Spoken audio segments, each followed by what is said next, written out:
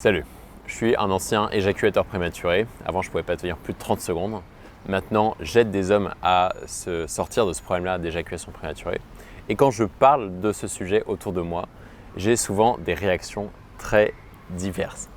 Et ce qui est très amusant de constater, c'est que partout, le sujet de l'éjaculation prématurée, c'est quelque chose qui est extrêmement tabou. Entre hommes, on en parle très peu. Et finalement, si on parle de sexualité entre nous, les choses qu'on se dit, ça tourne autour de qui va pisser le plus loin. On se raconte entre nous des choses comme « Ouais, moi je l'ai baisé pendant plus d'une heure, elle en pouvait plus ». J'ai même discuté avec quelqu'un la semaine dernière qui me disait qu'il était tellement bon au lit que c'était un problème pour lui parce que après, les femmes, elles le suppliaient de lui faire l'amour et ça le saoulait. Tu vois le type de discussion qui peut émerger entre les hommes.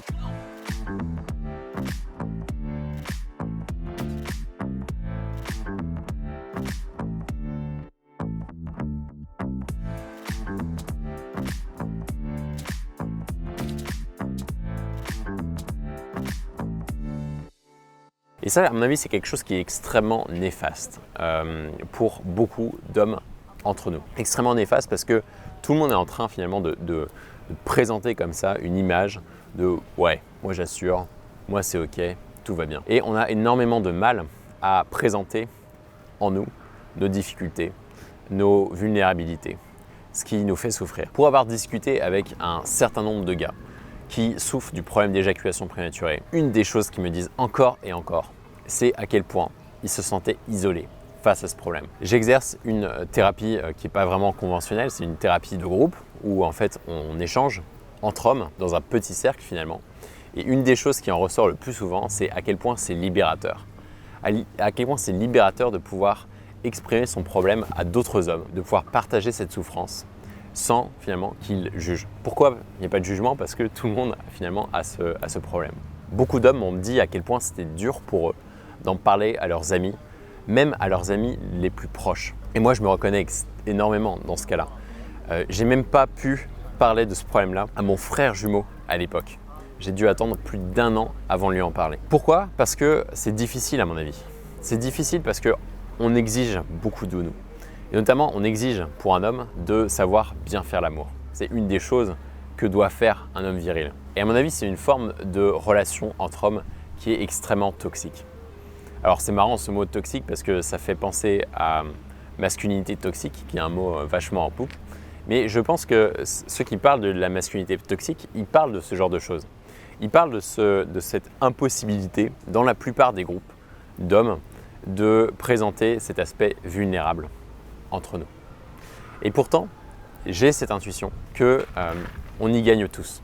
On y gagne tous à devenir plus vulnérables, ou on y gagne tous à arrêter ce concours de qui va pisser le plus loin. Et on va prendre un exemple pour ça qui est pas si loin du problème de sexualité, qui est un exemple de séduction. Tu sais, dans le monde de la séduction, il y a un peu 2 écoles. Il y a l'école on monte ses balls, on y va en avant, on montre qu'on est le plus fort, on montre qu'on est l'homme alpha, l'alpha male, et que du coup, on a de quoi satisfaire la femme qu'on est en train de séduire. Et ça, finalement, c'est le genre de discours qu'on trouve le plus sur Internet. Et il ne s'agirait pas ici de démonter tout ce qui peut s'apparenter à l'homme alpha, parce que c'est quelque chose, c'est un modèle de représentation qui est pertinent dans énormément de contextes. On opère souvent en hiérarchie, en tribu, il y a souvent des formes de domination sociale, mais il y a clairement des couacs. Typiquement, je me rappelle d'une soirée où il y avait 7 nanas qui étaient vachement sexy, super attirantes, bien dans leur peau, tout ça.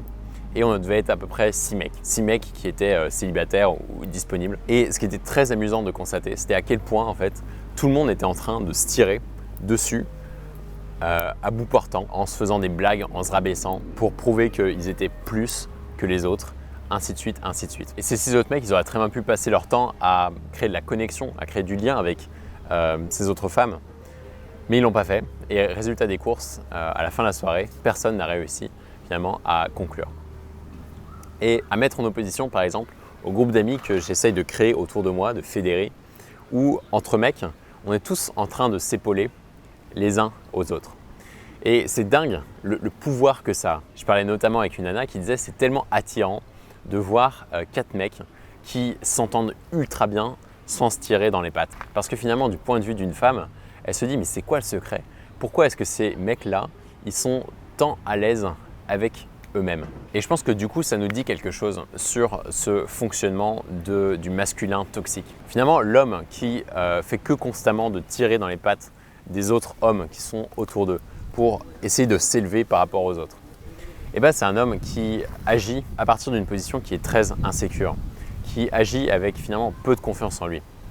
Et quand on a cette confiance en soi, quand on sait que nos amis sont là pour nous épauler, quand on sait qu'on peut être vulnérable, on peut exposer ses problèmes aux autres sans forcément être jugé, et bien là on est vraiment gagnant. On est gagnant parce qu'on a un espace dans lequel on peut oser faire surgir certaines parties de nous dont on n'a même pas conscience et pourtant qui opèrent à des niveaux du coup inconscients et qui ressurgissent tout le temps dans notre vie.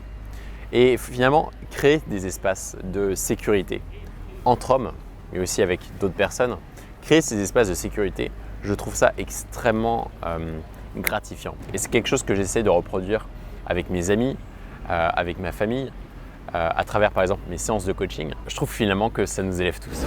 Et rapide message, parce que peut-être que tu as conscience de ton problème d'éjaculation prématurée, mais peut-être que pour toi c'est difficile de suivre les bons conseils ou d'avoir un contexte qui est nourrissant autour de ça pour pouvoir te transformer en profondeur. Et c'est pour ça que je te propose plus d'1 heure de masterclass que j'ai réalisé il n'y a pas si longtemps autour de concepts clés à vraiment saisir pour pouvoir vaincre l'éjaculation prématurée. Tu peux la retrouver en description de cette vidéo. Je t'encourage fortement à t'inscrire. Et puis derrière, si tu veux une thérapie plus complète, je te la proposerai à la suite de cette participation à la masterclass. Allez, ciao! Alors peut-être que tu te rends compte dans ta vie que dans la plupart de tes cercles amicaux, tes cercles au travail, peut-être dans ta famille, tu subis des formes entre guillemets, de masculinité toxique. Et peut-être que tu te dis « Waouh, j'aimerais manifester de plus en plus ou baigner dans des cercles où c'est possible pour moi de pouvoir m'exprimer, de pouvoir être vulnérable, mais aussi de pouvoir me sentir confiant, de sentir un feu intérieur, de sentir du pouvoir en soi sans forcément menacer les autres autour de soi. » Peut-être que tu te dis « Waouh, c'est bien Pierre que tu aies ça pour toi, mais comment est-ce que je fais moi pour recréer ça autour de moi ?» Je ne peux pas te dire précisément quoi faire.